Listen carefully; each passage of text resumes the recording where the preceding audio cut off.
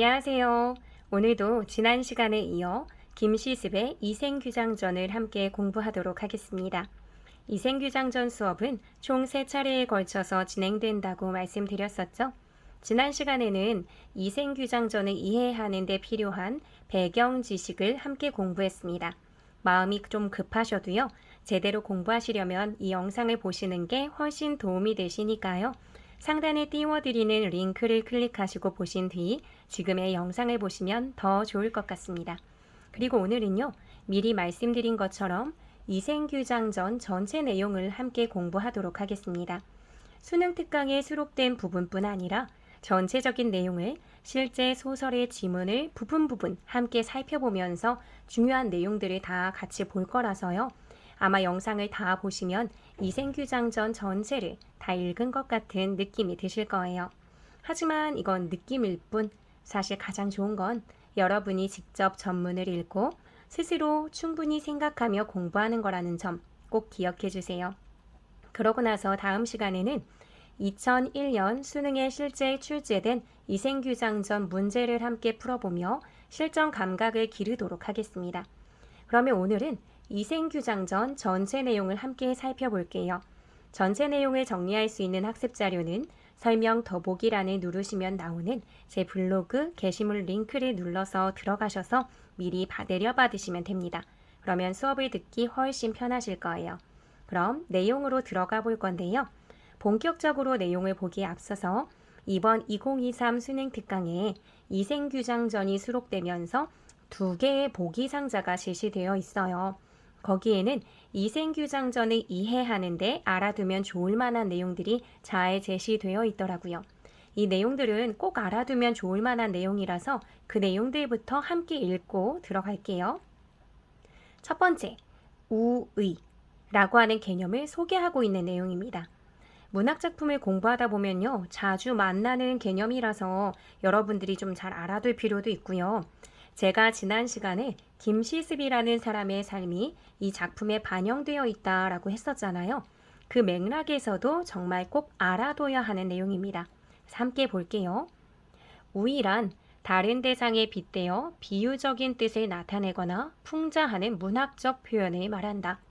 이를 염두에 두고 작품을 해석하면 작품 속에 그려진 사건과 인물들, 그러니까 작품 속에 있는 내용인데 그게 실제 사건이나 인물들과 맞아떨어지는, 대응하는 면들이 있대요. 그러면서 역사적인 의의, 가치 이런 것들을 획득하게 된다고 합니다. 이생규장전 또한 우의로 읽어나가는 것이 주제에 접근하는 좋은 방법 중에 하나다라고 알려주죠. 이렇게 할 경우 수양대군과 그의 일파가 단종을 섬기며 절의를 지킨 충신들을 죽이고 단종의 왕위를 빼앗은 사건인 계유정난, 이거 저번 시간에 말씀드렸죠. 이걸 작가가 우의, 그러니까 다른 대상에 빗대어 표현한 것으로도 볼 수 있다라고 알려주죠. 그러니까 이런 맥락에서 한번 읽어보라고 단서를, 방향을 제시해 주는 겁니다. 이때 작품의 의미는 쉐씨를 단종을 우의한 것으로 보느냐, 그러니까 단종을 빗대서 표현한 거다라고 보는 관점도 있고요. 또는 김시습이나 아니면 사육신 또는 다른 생육신, 이 충신의 일원 그 중에 한 명을 돌려서 빗대어서 표현한 거다라고 보는 관점도 있는데요. 이에 따라서 다르게 해석될 수 있다라고 보는 거죠. 근데 A로 보든 B로 보든 무엇으로 보든 간에 어쨌든 시대적인 맥락, 이걸 고려해서 해석할 수 있는 여지가 있다는 걸 여기서 알려주고 있습니다. 또 다른 보기 상자에서는요. 애정 전기 소설이라고 하는 이생규장전의 특징을 설명을 해주고 있어요. 요거는 다른 소설 공부할 때도 알아두면 좋은 내용이니까 좀 꼼꼼히 봐주시면 좋을 것 같은데요. 전기라고 하는 것의 개념을 먼저 얘기해요. 기이한 것을 전한다. 우리가 알고 있는 위인전기의 전기하고는 다른 거예요. 그래서 여기 이생규장전의 전기성, 이 부분은 어떤 것이 있냐면 현실계와 초현실계가 만나는 사건이 있어요. 그러니까 초현실계라고 하면 현실을 넘어선 거잖아요. 뭐 하늘, 신선의 세계라든지 죽음의 세계 이런 것들을 생각해 주시면 될 거고요. 그런 것들이 결합하기 때문에 환상성도 갖고 있으면서 현실계가 갖고 있는 그 현실성, 서로 완전히 다르잖아요. 근데 그 속성이 전부 다 이 작품에 있다라고 미리 알려줍니다. 또한 애정 전기 소설의 남녀 주인공은 고독감에 지닌 인물들로 그려지는 가운데 남주인공은 소극적인 모습으로 좀 특이하죠. 보통은 남자가 좀 더 적극적이고 진취적인 모습을 보이는 게 고전소설인데요. 이런 모습으로 그려지고 여주인공은 능동적인 모습으로 애정을 추구한다 라고 하죠. 그래서 그들은 서로에게 독점적 애정을 보여주지만 그러니까 다른 경쟁자가 있거나 하지 않고요. 서로가 1대1로 굉장히 절대적인 사랑을 보여주면서 애정을 보여줘요. 그런데 그 애정이 그냥은 성취가 잘 될 텐데 여러 가지 장애 요소들이 등장하죠. 그것이 어떤 것인지 판단하면서 작품을 읽어주시면 돼요. 이 과정에서 남녀 주인공은 만남과 헤어짐을 주요 사건으로 겪게 되는 모습을 보이는데 만났다가 헤어졌다 하는 게 몇 차례 반복이 되게 됩니다. 그 과정에서 만남이 헤어짐으로 갔다가 헤어짐이 만남으로 가기 위해선 굉장한 노력이 필요하겠죠. 그래서 자신들의 숭고한 사랑을 위한 희생, 이 모습들이 굉장히 잘 드러나요. 그래서 그걸 파악하면서 우리가 읽어봐야겠구나라고 생각해 주시면 될 것 같습니다. 이렇게 해서 보기의 내용을 쭉 한번 살펴봤고요. 그러면 우리 이생규장전 소설 전체의 내용으로 들어가 보도록 할게요. 네, 주인공이 이생이에요. 주인공 이생은요, 풍채가 굉장히 말쑥하고 타고난 재주가 비상하였다 라고 이야기를 하죠. 그리고 국학에 다니고 있습니다. 국학은요, 신라시대 최고의 교육기관이에요.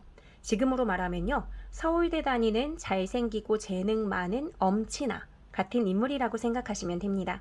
공부도 엄청 열심히 해서요, 걸어 다니면서 인강 듣고 다니는 그런 인물이에요. 여기 보면 길을 가면서도 시설을 읽고 다녔다 이렇게 이야기하죠. 여주인공인 최랑은요, 지체 있는 집안의 처녀로서 맵시가 요염하고 곱고 자수에도 능하면서 시도 굉장히 잘 짓는 인물이죠. 엄친딸 같은 인물이라고 생각하시면 됩니다. 남주인공과 여주인공 모두 현실에는 존재하지 않을 것 같은 사기캐인데요. 이걸 고급진 말로는 제자가인이라고 하죠. 고전 소설의 전형적인 인물형으로 남자든 여자든 외모도 뛰어나고 능력도 굉장히 뛰어난 경우 제자가인형 인물이라고 얘기합니다. 여기서 남주인공인 이생은요, 국학에 가는 길, 즉 등굣길이죠. 등굣길에 늘 최낭자의 집을 지나가는데요. 하루는요, 담장 안을 엿보게 됩니다. 이게 바로 제목인 이생규장전의 의미예요. 이생이 담장 안을 엿보다, 이생이 규장하다 라는 의미거든요. 담장 안을 엿보면서 아주 아름다운 여인 최랑을 보게 되는데요. 그 여인이 술을 놓다가 시를 읊습니다. 이팔청춘의 꽃다운 남녀가 주인공이잖아요. 그러니까 최랑 역시 약간 관심을 보이는 거예요. 이생이 지나가는 걸 보고 저 서생이 누구 집 도령일까? 라고 이제 생각하면서 그래서 담장을 넘어가서 한번 봤으면 제비라도 된다면 담장 넘어가리 막 이런 시를 짓게 되는 거죠. 그것을 그리고 이생도 듣습니다. 그래서 나도 약간 마음에 들었는데 나도 글 좀 잘 쓰는 청년이거든요. 그렇기 때문에 재주를 한번 자랑하고 싶은 마음 이것도 이제 드는 거죠. 그러면서 이생이 지은 시를 한번 보시면요. 사모하는 마음이 이미 막 흘러 넘친다면서 그러면서도 아 좋은 인연일까 나쁜 인연일까 하는 그런 마음을 담아서 편지를 보내죠. 근데 이 말은요 사모하긴 하지만 그 인연이 나쁜 인연이면 어떡하지 하는 걱정도 좀 있는 거예요. 그러니까 약간은 조금 걱정이 많은 인물인가 소심한 인물인가 이렇게 생각하실 수 있을 거예요. 이 편지를 읽고 나서 최랑은요 답을 보내요. 근데 굉장히 좀 쿨레나는 편지를 보내죠. 의심하지 마세요. 해질 무렵에 만납시다 하고 얘기하면서 상대에 대한 자신의 마음을 숨기지 않는 모습, 자기도 이생이 마음에 들었으니까 숨기지 않는 모습을 보이고 있죠. 이렇게 해서 남녀 두 주인공 이생과 최랑의 만남이 성사됩니다. 이렇게요. 최랑이 있는 곳까지 그래서 이생이 찾아와요. 여기 보시면 이제 묘사된 부분들을 참고해 주세요. 사모하는 막 사랑에 빠지게 된 그 여인을 만나러 온 것이라서 정말 즐거운 마음이었지만요. 한편으로는 여인을 만나기 위해 몰래 숨어 들어왔다는 것 그 자체에서 두려움도 좀 느끼고 있습니다. 당시 사회의 통념상 부모님이 허락하지도 않았는데 자유롭게 누군가를 만난다는 것 이런 것은 용납되지 않는 거였거든요. 그러니까 좀 걱정이 되겠죠. 그래서 그 마음을 좀 이해할 수 있을 것 같아요.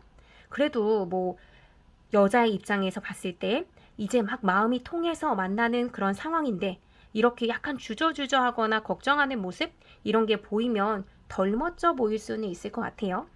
어쨌든 이 상황에서 오히려 여성인 최랑이 더 적극적인 모습을 보여줍니다.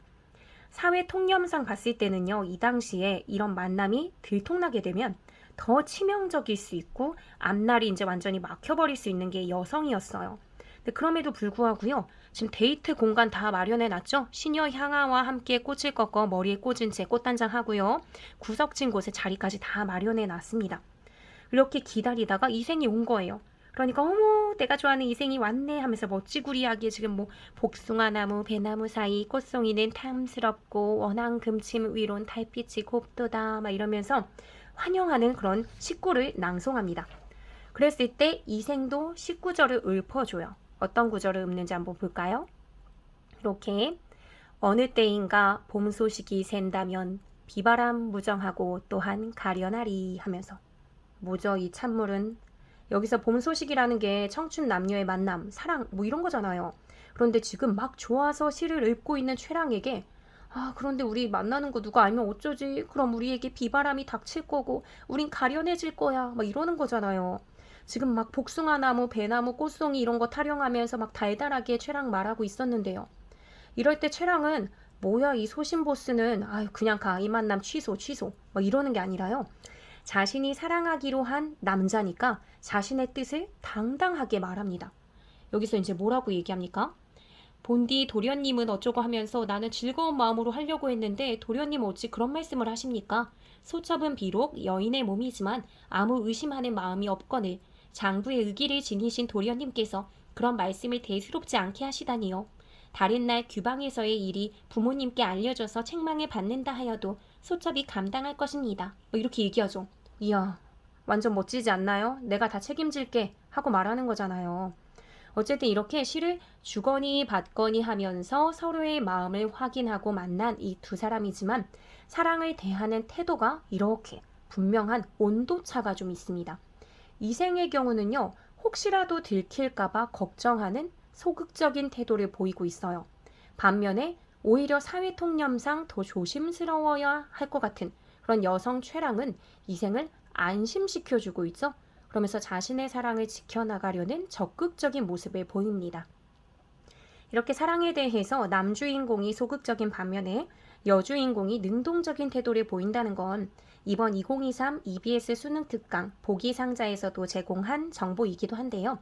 이렇게 표현되었다는 것 자체가 중요하다기보다는요. 그럼 왜 이렇게 좀 우리가 생각하는 그 상식선에서 반대되는 성격으로 표현을 했을까? 라는 걸 생각해 보시는 게 더 좋을 것 같아요. 김시습이라고 하는 사람은 현실 질서에 타협하지 않고 맞섰던 사람이잖아요. 누구도 세조의 시퍼런 서술 아래서 자기 뜻을 제대로 표현하지 못하던 그 시기에 자신의 재능을 마음껏 발휘하지 못하고 생을 마감할 수밖에 없었던 사람, 김시습.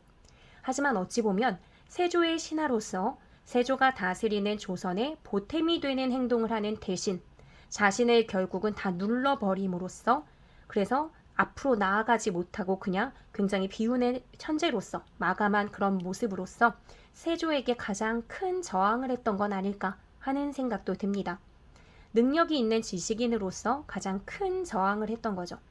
그렇게 본다면 만남과 사랑을 성취해 가는 과정 속에서 남성들보다는 여성들에게 씌워졌던 사회적 굴레가 더 심했을 텐데 그런 사회 분위기 속에서 여성인 최랑이 오히려 자신의 감정에 솔직할 줄 알고 그 외의 다른 시선은 두려워하지 않았던 그런 모습을 보여줌으로써 현실에 맞서 싸웠던 사육신이나 생육신과 같은 충신의 모습을 보여주려고 했던 건 아닐까 하는 생각도 듭니다. 이런 측면에서 이생규장전의 우위성을 읽어낼 수도 있을 것 같고요. 어쨌든 계속해서 내용 볼게요. 사랑과 만남을 대하는 데 있어서 적극적이냐 소극적이냐의 온도차가 있기는 했지만 둘이 서로를 사랑한다는 것에는 차이가 없었기 때문에 둘은 처음 만난 날부터 며칠 동안을 떨어지지도 않고 함께 지냅니다. 이 말은 이생이 부모의 동의도 얻지 않고 외박을 했고 여인과 인연에 맺었다는 걸 의미하죠. 퍼뜩 소심좌의 면모를 되찾은 이생은요, 집 나온 지 사흘이나 지났으니 일단 귀가를 해야겠다라고 말합니다. 최랑은 좀 슬프긴 했지만 이생을 보내줬고요. 이생은 그날부터 최랑의 집에 수시로 드나듭니다. 하지만 이런 사실을 집에서 눈치채지 못할 리가 없잖아요. 이생의 아버지가 마구 꾸짖으며 이생을 멀리 보내버립니다. 오늘날 로맨스 드라마를 보면 말 안 듣는 아들을 멀리 어디 유학 보내는 일이 있잖아요. 아이고, 말 안 듣는 아들 유학 보내는 역사는 이렇게 일찍 시작됐던 거네요. 그런데 이런 상황에서 남주인공이 아버지, 저는 사랑하는 여자가 있습니다 하고 말하면서 한 번쯤은 좀 맞서줘야, 자기의 뜻을 밝혀줘야 멋지잖아요. 그런데 이생은요, 아버지에게 최랑에 대한 말은 눈꽃만큼도 꺼내지 않은 채 아버지에게 순종합니다.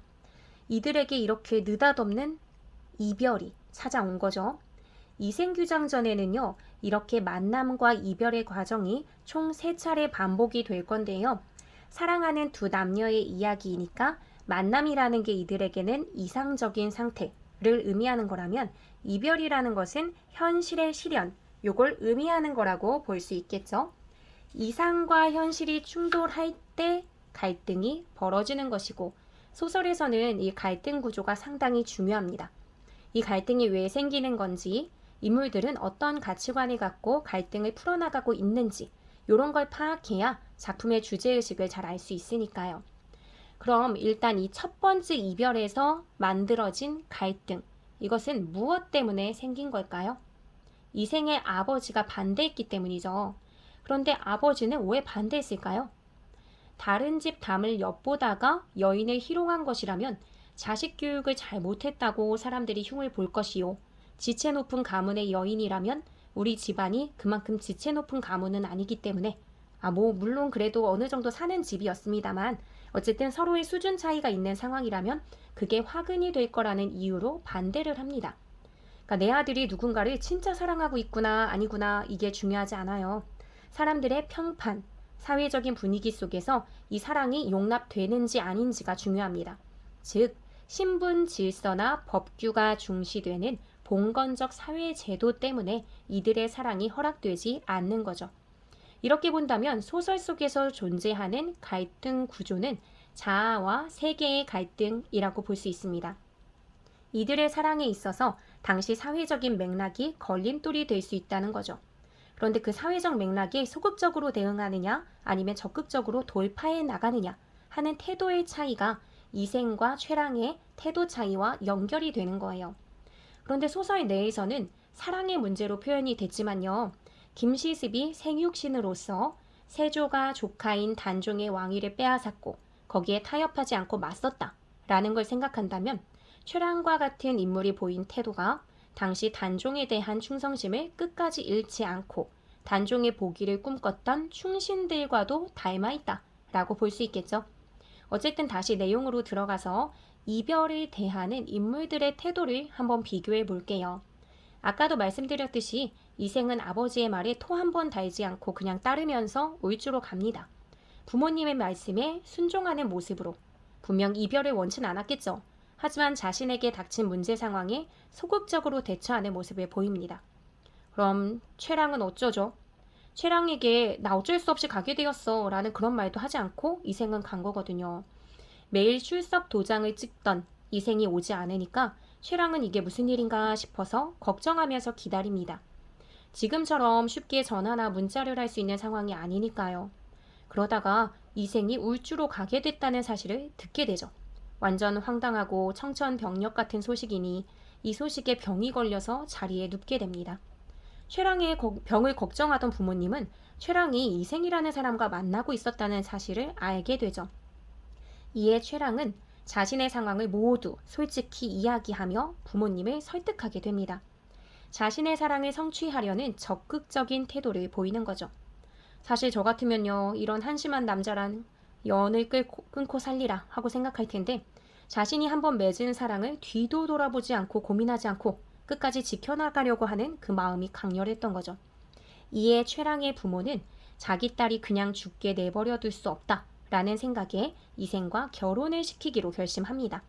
중매쟁이도 보내고요. 결혼 준비도 최랑네 집에서 다 한다고 하면서 최랑과 같은 적극적인 태도로 결혼을 성사시키기 위해 노력을 하죠. 이렇게 최랑은 부모를 설득하는 데 성공하게 됩니다. 기존의 봉건적 제약을 생각한다면 부모 허락도 없이 이렇게 자유롭게 남자를 만난 걸 꽁꽁 숨기고 있어야 하는 그 상황이었겠지만 자신의 감정에 굉장히 충실하기로 한 거죠. 이렇게 봉건적 제약을 스스로 극복해 나가는 모습을 보이는 게 최랑이고요. 이런 극복을 통해 이생과 최랑은 결혼에 성공하게 됩니다. 이렇게 다시 만날 수 있게 된 거죠. 그래서 둘은 행복하게 잘 지내고요. 이생은 많이 공부한 만큼 입신양명하여 이제는 부귀영화 누리고 행복하게 잘 살았다 하면서 마무리되면 딱 좋을 찰나에 이 둘에게 또 이별의 상황이 찾아오게 됩니다. 홍건적이 쳐들어와서 전쟁의 소용돌이에 놓이게 된 거죠. 이런 시련은 현실적으로 극복하기 상당히 어려운 시련이라고 볼 수 있겠죠.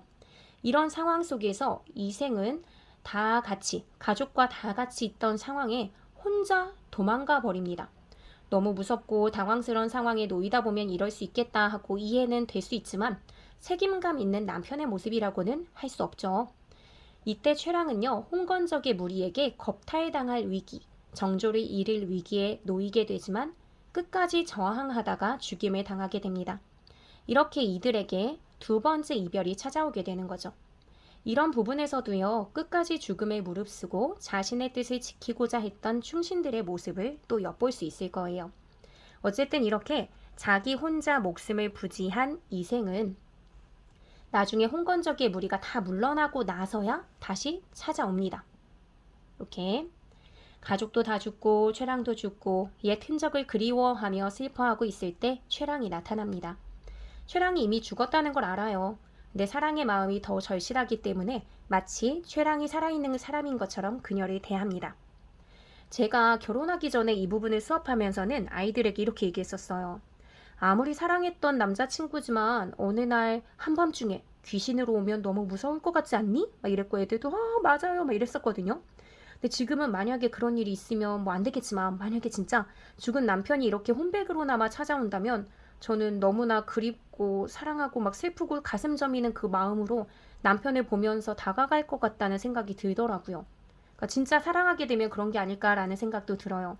어쨌든 이렇게라도 아무렇지 않은 척 인연을 이어갈 수 있다면 하고 생각할 것 같아요. 이생이 바로 그런 마음이었을 것 같고요. 게다가 최랑의 죽음에 자신의 책임이 어느 정도는 있다라고 생각할 거 아니에요. 소중한 걸 잃고 나서야 얼마나 소중했는지를 알게 된 이생인 것 같습니다. 그래서 그동안 만남과 이별에서 보여줬던 그 모습과는 다른, 그러니까 그동안은 계속 좀 소극적인 모습을 보여줬잖아요. 만약에 그 맥락을 유지한다면 으아 저리 가 막 하고 도망갈 수도 있었을 거예요. 하지만 여기서 최랑을 지금 받아들이고 있죠. 그런데 한편으로는 최랑도 정말 대단한 인물인 게 살아있는 동안에도 정말 자신의 사랑에 최선을 다하는 적극적인 모습을 보여줬던 게 최랑이잖아요. 근데 이젠 죽었는데도 또 다시 나타나죠. 자신이 죽은 동안 이생을 보지 못했던 한을 이렇게 혼백으로나마 풀어서 예전에 100년 기약했던 그 약속을 지키러 왔다. 이렇게 얘기하죠. 대단합니다. 그래서 자신에게 닥친 이별의 상황에서 혼백으로 환신하는 문제 해결 방식을 보임으로써 살아있는 인간은 아니긴 하지만 그래도 귀신으로 만나는 것이긴 하지만 만남을 성사시켜버립니다.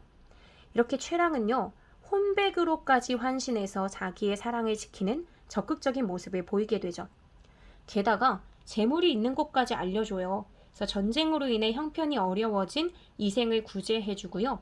부모의 유골이 어디 있는지도 다 알려줘서 유골을 수습해서 장례까지 다 치를 수 있게 해줘요. 이거 굉장히 성리학적 차원에서 큰 의미가 되는 거죠. 자식으로서의 도리를 다 할 수 있게 해주잖아요. 이제 이생은요, 이 사랑 놓칠 수 없습니다. 사랑에 대한 태도가 완전히 달라진 이생은 누구의 눈치도 보지 않고 자신의 사랑에 충실한 적극적인 모습을 보이죠. 관직을 구하려 하지도 않고요. 최랑하고만 지내게 됩니다. 이렇게 소극적이었던 남주인공 이생은요. 세속의 일을 완전히 끊어버리고 사랑에 충실한 적극적인 사람으로 바뀌게 되는 거죠. 하지만 이들의 사랑이 평범한 인간과 인간의 그런 사랑이 아니잖아요. 혼백으로 나타난 쇠랑이었기 때문에 계속 인간의 질서를 어지럽히면서 인간 세상에 남아있을 수는 없는 노릇입니다. 잠시 혼백으로나마 남은 인연을 마무리 지을 수 있는 시간이 주어졌던 거고요. 이젠 떠나야 해요. 그렇기 때문에 그것을 여기선 저승의 율법이라고 하는데요. 삶과 죽음의 경계가 이렇게 분명히 나뉘어 있다. 그래서 우리는 헤어져야 한다 하는 이야기를 하죠. 그러면서 한 편의 시를 읊습니다. 이렇게요. 이 시는요, 전체적인 내용을 압축적으로 보여주면서 앞으로 벌어질 사건을 잘 알려주기 때문에 이 부분이 교과서에 수록이 되기도 했거든요. 한번 보시면요, 홍건적의 난에 의해 헤어지게 된 상황. 그럼에도 불구하고 무산의 선녀처럼 한번 혼백으로 환신해서 다시 만난 상황. 하지만 또 깨진 거울이 다시 나뉘며 헤어져야 하는 상황. 이제 이별하면 모두 아득히 떨어져 저승과 이승 사이에 소식조차 모른 채 영영 헤어져야 하는 그런 상황. 이 모든 걸 알려줍니다. 사실 지금까지 만남과 헤어짐이 계속 반복되어 왔기 때문에요. 독자들은 에이, 그래도 또 한 번의 만남이 더 있을 수 있지 않을까? 하는 기대도 할 수 있을 텐데 이 시의 내용 때문에 우리는 정말 완전히 이별하게 되는 거구나 하고 알게 되죠. 이렇게 시라고 하는 것이 삽입이 되면서 작품 전체에 서정성을 부여하기도 하고요. 앞선 내용을 압축적으로 보여주기도 하고요. 앞으로 벌어질 사건을 예상할 수 있게도 해줍니다. 이런 시가 삽입되는 것에 따르는 기능들을 다 외우실 필요는 없어요. 시가 어떤 시가 드러나느냐에 따라서 다 다양하고 다를 수 있거든요. 그러니까 그냥 전체적인 맥락에서 이해하신다면 어떤 문제가 나와도 충분히 풀어내실 수 있을 거예요. 어쨌든 이렇게 시를 남긴 채 쇠랑은 사라집니다. 그리고 이 내용이 소설의 마지막 부분인데요. 이제야 이생은 여인의 유고를 거두어주고 장사를 치러줍니다. 그 전까지는 여인의 유고를 수습하지 않고 있었단 얘기죠. 죽음을 확인해버리면 정말 쇠랑이 떠나버릴까봐 그랬던 걸까요? 어쨌든 쇠랑이 완전히 떠나버린 후에야 유고를 거두어주고 몇 개월 후에 이생도 병을 얻어 죽게 됩니다. 너무나 그리운 나머지 여인의 뒤를 따른 것 같은 그런 죽음이죠. 그리고 그 이야기를 들은 이들은 이생의 신의를 모두 추모했다고 합니다. 단종을 위해 목숨을 바쳤던 사육신들의 지조, 절개 이런 걸 사모하는 그런 마음처럼도 느껴지는 엔딩이네요. 어쨌든 이렇게 세 번의 만남에 이어 마지막 세 번째 이별까지 함께 살펴봤습니다. 이 세 번째 이별은요. 삶과 죽음이라는 것이 명확한 경계가 있어서 넘나들기 어렵고 그런 운명적인 명부의 법칙에 의해 헤어지게 된 것을 보여주는 거였죠. 그렇기 때문에 이제 두 번 다시는 만날 수 없는 영원한 이별이 된 거고요. 이 이별에서 이생은 쇠랑을 그리워하다가 꼭 따라 죽은 것처럼 죽음을 맞이하게 되는데요. 이를 통해서 쇠랑과 같은 절대적인 사랑의 모습을 이생도 보여주었습니다. 쇠랑이 죽음을 극복하고 혼백으로 찾아왔던 것처럼 이제는 이생이 쇠랑에게로 갔다라는 느낌도 있는 작품이에요. 우리가 드라마를 보는데 혼백으로 다시 찾아왔던 연인을 그리워하다가 죽게 된다면 왠지 죽음 이후의 세계에서 기다리고 있던 그녀를 다시 바라보며 다가가고 있을 것 같은 그런 장면을 생각하면서 강한 여운을 느끼진 않나요? 저는 그런 느낌이었어요. 비록 쇠랑도 죽었고 이생도 죽었고 그래서 참으로 비극적인 결말로 끝이 나긴 했지만 왠지 그들의 절대적 사랑 앞에서 죽음은 아무것도 아닌 것 같은 죽음을 초월한 것 같은 지극한 사랑을 느낄 수 있는 거죠. 그리고 그것이 이 작품의 주제라고도 볼 수 있습니다. 작가인 김시습과 관련한 맥락에서 살펴보자면 죽음까지도 각오한 충성심으로도 볼 수 있을 것 같고요. 이렇게 해서 내용 자체는 다 한번 살펴봤고요. 소설의 갈등 구조와 관련한 부분, 이 부분만 조금 더 언급할게요. 이 소설에서 주인공들이 생각하는 이상적 상태는 만남의 상태, 사랑을 유지하는 상태이겠지만 계속된 갈등 요인들이 이별을 만들어내는 걸로 계속 찾아오게 되죠. 그런데 그 갈등의 원인, 이별의 원인들은 사실 한 개인이 쉽게 극복할 수 있는 내용이 아니었어요. 이생이 쇠랑과 비교해보자면 소극적인 인물이 맞는 것이긴 하지만요. 사실 이 시대를 살아갔던 이들이라면 이렇게 대부분 소극적일 수밖에 없는 상황이었을 거예요. 당시의 봉건적 사회구조, 전쟁으로 인해 목숨이 위협받는 상황, 그리고 나중엔 삶과 죽음을 가르는 명부의 법칙까지. 내가 혼자 해결할 수 없는 외부 세계의 강력한 힘, 그것의 횡포였던 거죠. 그런데 그 강력한 힘에 맞섰던 존재, 이별의 상태를 계속 극복하면서 만남의 상태로 이끌어갔던 인물, 그게 누구였죠? 최랑이었습니다. 사회적 분위기로 보자면 약자일 수밖에 없는 인물, 봉건적 사회 구조 속에서 전쟁이라는 횡포와 홍건적 무리 앞에서 최랑은 자신의 뜻을 굽히지 않았던 거죠. 세조의 폭력 앞에서 덜덜 떨었던 다른 이들과 달리 목숨을 바쳤던 충신들처럼 말이에요. 갈등의 성격을 외부의 강력한 힘으로 설정하고 그것을 깨부수는 존재를 약한 존재로 설정함으로써 당시의 갈등이 얼마나 첨예하게 벌어질 수 있는 것이었는지 이걸 잘 보여주는 것 같아요. 그러면서 강인한 최랑이라는 여성을 통해 이생이라고 하는 다소 소극적이고 미성숙한 인물이 적극적으로 변화되어가는 그 모습을 보여줌으로써 주어진 현실, 김시습에게 주어진 현실도 그렇게 바뀌어 나가길 바랬던 게 혹시 김시습의 마음은 아니었을까 하는 생각도 해봅니다. 이렇게 해서 작품 전반적인 내용을 모두 살펴봤고요. 중요도가 높은 작품인 만큼 여러분 스스로 작품의 중요한 부분들을 다시 한번 정리하며 꼭 복습하시길 바랍니다. 다음 시간에는 2001 수능 기출 문제로 찾아오도록 하겠습니다. 네, 모두 수고 많으셨습니다. 안녕.